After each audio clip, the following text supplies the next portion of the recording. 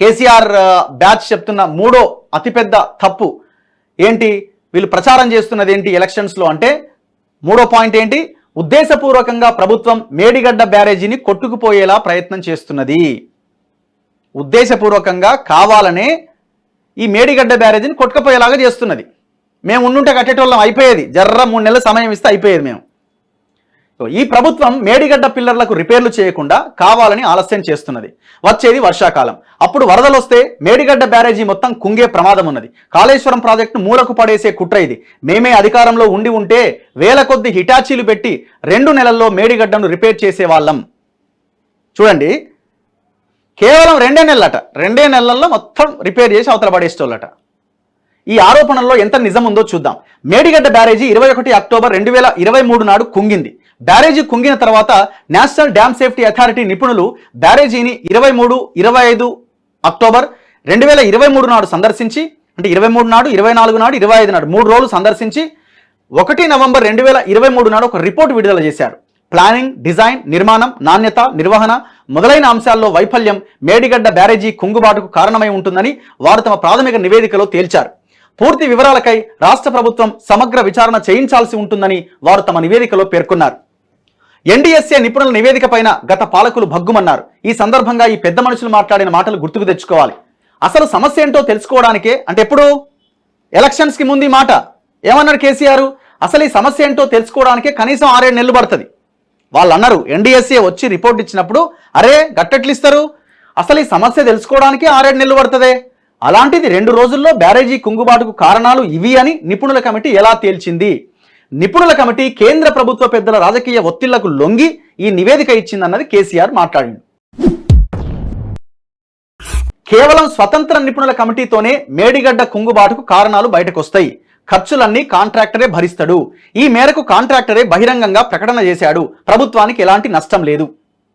వీళ్ళు చెప్పినాయి, మా నాయకుడే అధికారంలో ఉండి ఉంటేనా వేల హిటాచీలు పెట్టి 2 నెలల్లో మేడిగడ్డ రిపేర్లు పూర్తి చేసేవాళ్ళం. ఈ పనికి మాలం ముచ్చట్లన్నీ మనకు చెప్పారు ఎలక్షన్లకు ముందు. తప్పించుకోవాలి కదా. పై మాటలతో గత పాలకులకు 2 విషయాలపై స్పష్టత ఉన్న విషయం మనకు తెలుస్తున్నది.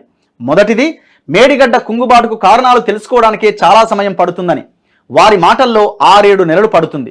రెండోది, స్వతంత్ర నిపుణుల కమిటీ పూర్తి స్థాయి దర్యాప్తు ద్వారానే వాస్తవాలు బయటపడతాయి.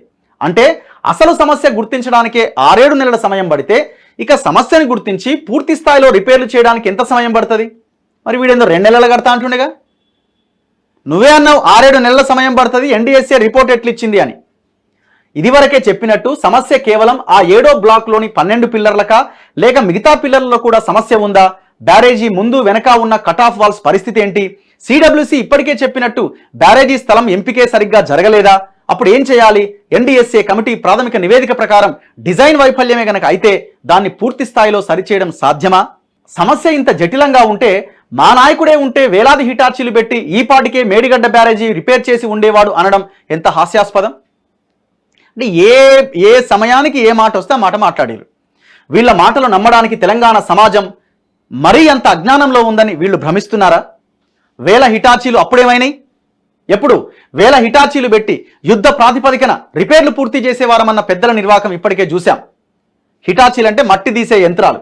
నవంబర్ 2019లో గోదావరి వరదల్లో మేడిగడ్డ, అన్నారం, సుందిల్ల బ్యారేజీల యాప్రాన్లు, సిమెంట్ కాంక్రీట్ బ్లాకులు మొత్తం కొట్టుకపోతే 4 ఏళ్లు దాటినా ఎలాంటి రిపేర్లకు ఇవి నోచుకోలేదన్న విషయం మనకు తెలుసు. ఎక్కడ?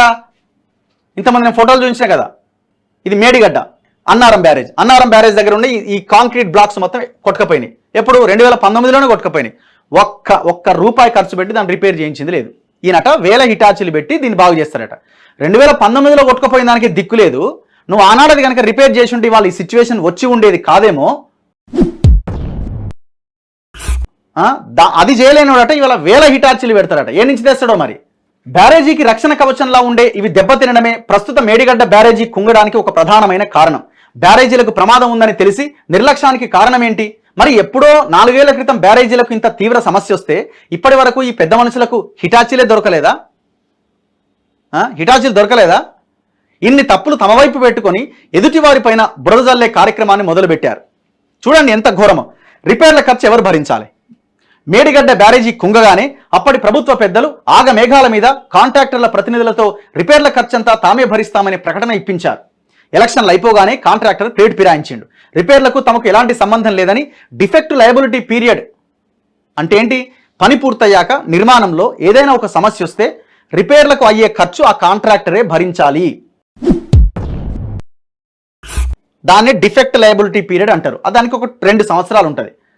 ఆ సమయం అయిపోయిందని అసలు డిఫెక్ట్ లయబిలిటీ సమయంతో సంబంధం లేకుండా తాము నీటిపారుదల శాఖ ఇచ్చిన డిజైన్ల ప్రకారమే నిర్మాణం పూర్తి చేశాం కాబట్టి రిపేర్లకు తాము బాధ్యత వహించబోమని బాంబు వేల్చిండు కాంట్రాక్టర్. ఏమన్నాడు? మీరు డిజైన్ ఇచ్చిన మేము కట్టినాం, అది డిజైన్లో లోపం ఉంది, డిజైన్లో లోపం ఉంటే మేము ఎట్లా భరిస్తాం, మీరు చెప్పినట్టు కట్టినాం అని వాడు తప్పించుకున్నాడు కాంట్రాక్టర్. మరి ముందేమన్నారు వీళ్ళు? ₹1 గవర్నమెంట్ కట్టద్దు, కట్టాల్సిన అవసరం లేదు, కాంట్రాక్టరే కడతాడు, మనతోని స్టేట్మెంట్ ఇప్పించాడు. వాడు ఎలక్షన్లు అయిపోగానే ప్లేట్ ఫిరాయించాడు. కాంట్రాక్టర్ మాట నిజమే అనుకుంటే ఇప్పుడు రిపేర్లకు అయ్యే ఖర్చు ప్రభుత్వమే భరించాలన్నమాట. మొదట కాంట్రాక్టరే ఖర్చు భరిస్తాడు అని చెప్పిన గత పాలకులు ప్రస్తుతం మాట మార్చారు. ఎన్ని వేల కోట్ల రూపాయల ఖర్చైనా ప్రభుత్వం భరించాలని, అంత భారీ ప్రాజెక్టులో ఇవన్నీ సర్వసాధారణమే అని, గతంలో అనేక ప్రాజెక్టులో ఇలాంటి సమస్యలు వచ్చాయని మాట మార్చారు. చివరికి ఆ జోకర్ మల్లారెడ్డితో కూడా మాట్లాడిస్తున్నారు. 3,000 కోట్లు కట్టేస్తాం, 3,000 కోట్లు కట్టేయొచ్చట. ఇది చాలా తీవ్రమైన విషయం. ఎందుకంటే కొత్త ప్రభుత్వం వచ్చాక కాళేశ్వరం ప్రాజెక్టు కాంట్రాక్టు అమలులో అనేక అవకతవకలు వెలుగులోకి వచ్చాయి. పనులు మొత్తం పూర్తయ్యాక డిఫెక్ట్ లయబిలిటీ సమయం మొదలైనట్టు ఇవ్వాల్సిన సర్టిఫికేట్ పని పూర్తి కాకుండానే అధికారులు కాంట్రాక్టర్కి ఇచ్చినట్టు అనేక ఆధారాలు లభించాయి. ఆ ఆధారాలను బేస్ చేసుకునే వెంకటేశ్వరరావు అనే ఇంజనీర్ని తొలగించినారు. అవును కదా? ఆ పని పూర్తి కాకముందే పని పూర్తయినట్టు ధృవీకరణ పత్రం ఇచ్చేసిండు. కాంట్రాక్టు నిబంధనలపైన సమగ్ర అధ్యయనం చేయకుండా మొత్తం రిపేరు ఖర్చు ప్రభుత్వమే భరించడం అంటే వేల కోట్ల భారం ప్రజలపై పడ్డట్టే.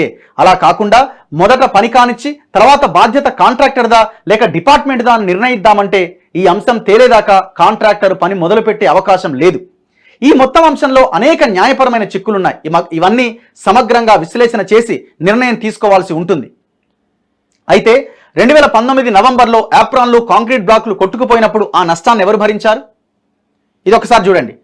2019 వరదలకు బ్యారేజీ యాప్రాన్లు కాంక్రీట్ బ్లాక్లు కొట్టుకుపోయి జరిగిన నష్టం 180 కోట్లు. ఇంతకుముందు చూపించినాం కదా ఆ బ్లాక్స్, దానికైన ఖర్చు 180 కోట్లు. డిఫెక్ట్ లయబిలిటీ సమయం పూర్తి కాలేదు కాబట్టి ఈ ఖర్చంతా కాంట్రాక్టరే భరిస్తాడు అని ప్రభుత్వం అప్పట్లో చెప్పింది. రిపేర్ల ఖర్చు 476 కోట్లుగా అంచనా వేశారు ఆ రోజున. అయితే బ్యారేజీని ప్రభుత్వం ఇచ్చిన డిజైన్ల ప్రకారమే పనులు చేశాం కాబట్టి ఈ ఖర్చు తాము భరించబోవడం లేదని కాంట్రాక్టర్ ఖరాఖండిగా చెప్పేసిండు. కాంట్రాక్టరే ఖర్చు భరిస్తాడని ప్రభుత్వం చెప్పినా దీనికి ఎలాంటి ఆధారాలు లేవని కాగ్ తన నివేదికలో స్పష్టం చేసింది. అంటే గవర్నమెంటే కట్టింది. అంటే గతంలో పాలకులు సకాలంలో బ్యారేజీల రిపేర్లు చేయకపోవడం, దాని పర్యవసానంగా బ్యారేజీలు కుంగడం, దానివల్ల పడే భారాలు, టెండర్ కండిషన్లు, రిపేర్ల భారం కాంట్రాక్టర్ మోయాలా ప్రభుత్వమా? ఇవన్నీ సంక్లిష్టమైన న్యాయపరమైన అంశాలతో కూడుకున్నవి. తొందరపాటుతో చిన్న తప్పు చేసిన పాత డ్యామేజీలకు రిపేర్ ఖర్చులు, ఇప్పుడు బ్యారేజీల కుంగుబాటు రిపేర్ ఖర్చులు, భవిష్యత్తులో మొత్తం కాళేశ్వరం ప్రాజెక్టులో వచ్చే రిపేర్లు అన్నింటిపైన దాని ప్రభావం ఉంటుంది. వేల కోట్ల రూపాయల భారాలతో కూడిన అంశం కాబట్టి ప్రభుత్వం ఆచితూచి అడుగులు వేయాల్సి ఉంటుంది. పై విషయాలన్నింటినీ దాచి తమ పాలనలో ప్రాజెక్ట్ నిర్వహణలో చూపిన పూర్తి అశ్రద్ధ కారణంగానే కాళేశ్వరం ప్రాజెక్టుకు ప్రస్తుత దయనీయ పరిస్థితి దాపురించిందనే విషయం పక్కన పెట్టి గత పాలకులు ప్రజలను పక్కదోవ పట్టించే ప్రయత్నం అత్యంత జుగుప్సాకరంగా ఉన్నది. దొంగలు చేసింది దొంగ పని, లంగ పని, మళ్ళీ దాన్ని సమర్థించుకొని పక్క వాళ్ళ మీదకి నెట్టే ప్రయత్నం చేస్తున్నారు.